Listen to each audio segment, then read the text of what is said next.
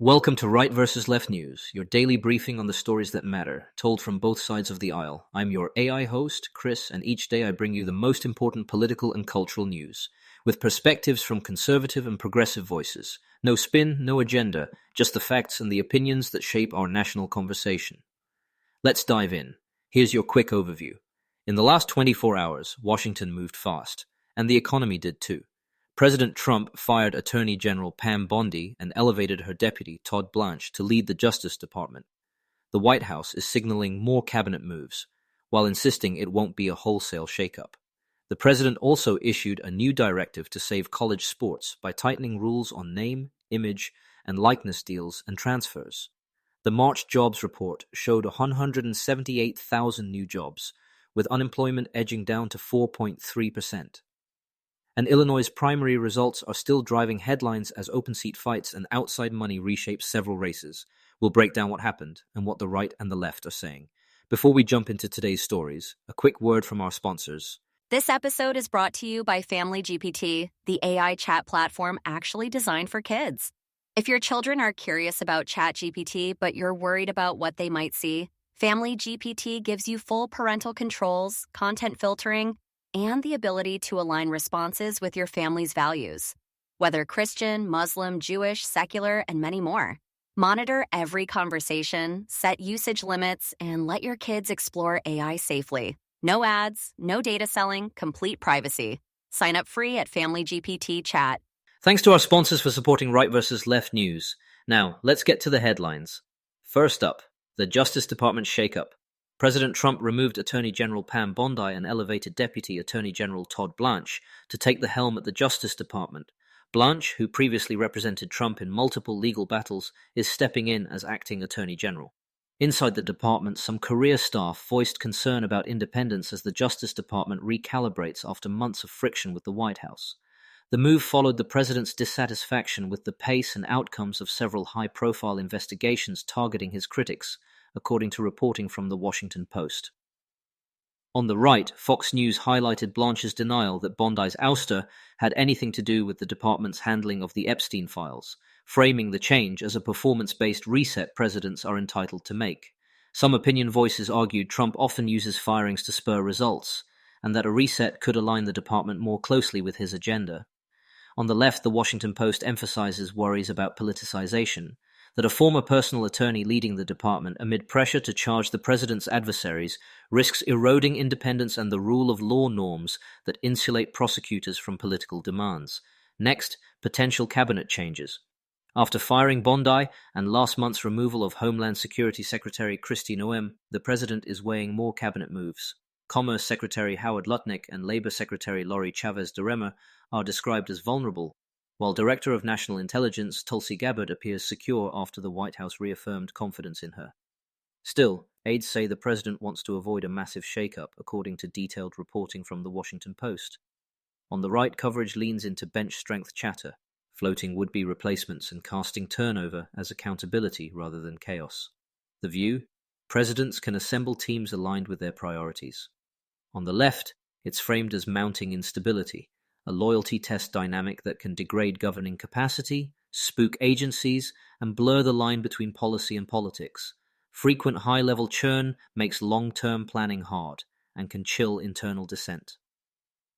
Now to college sports. The president issued a new directive aimed at saving the college model, pushing for stricter rules on athlete compensation under name, image, and likeness, tighter transfer limits, and a 5-year participation window.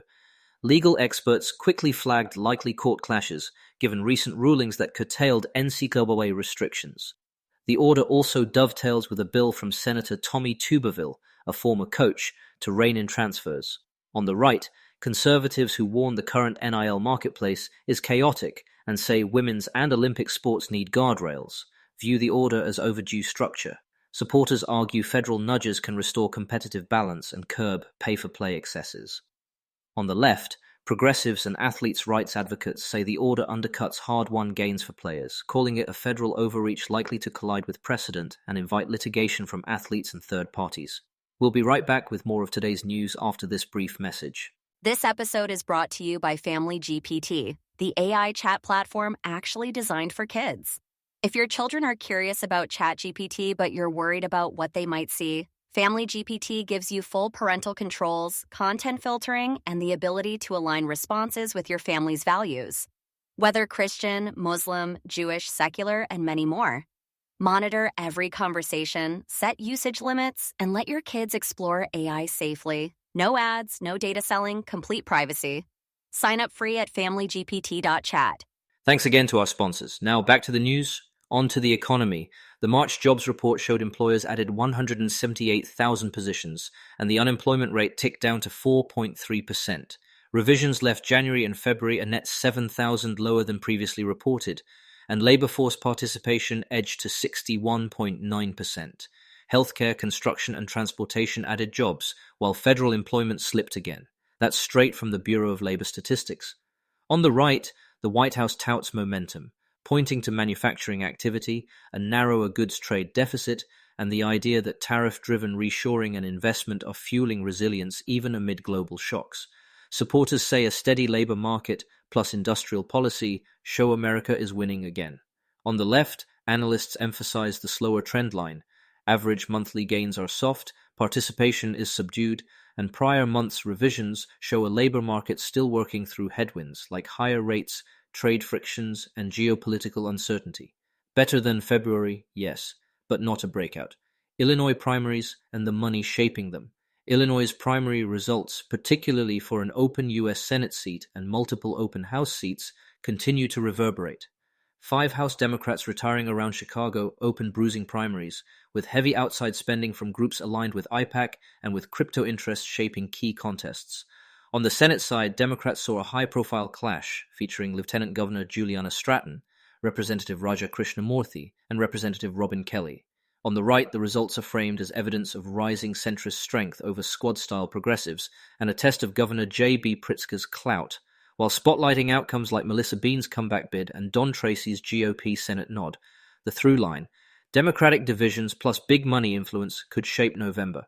On the left, detailed race coverage highlights resource imbalances and interest group spending that set the terms of debate inside the Democratic Party, from Israel policy to tech and finance, while underscoring the diversity and ideological range of the contenders who advanced. Supporters say contested primaries sharpen messages for November. Critics warn money is doing too much talking.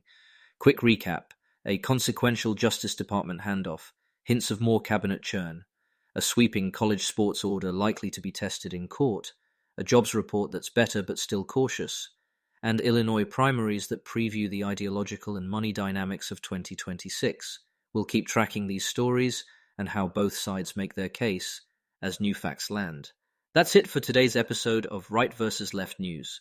Remember, understanding both sides isn't about picking a team, it's about being informed.